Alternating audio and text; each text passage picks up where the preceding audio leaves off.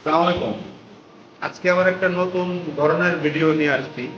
এই এক্সিও গাড়িটা, এটা হলো 2008-এর মডেল। 2008-এর মডেল। এই গাড়িটা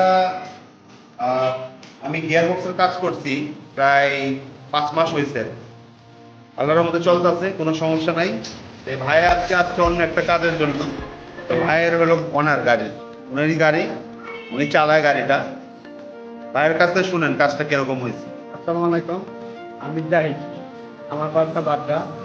এই ভাইয়ের ভিডিও দেখায় আমি আসছি প্রথম।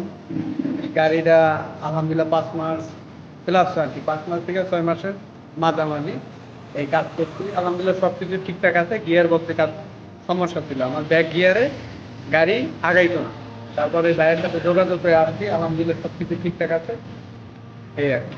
সমস্যা হয় আসতে পারে ইনশাল্লাহ। আমি স্টুডেন্ট মানুষ, আমি টিটিবি কলেজে পড়ি, ভাইয়ের কাছে হইলে আসতে। ঠিক আছে, ওকে।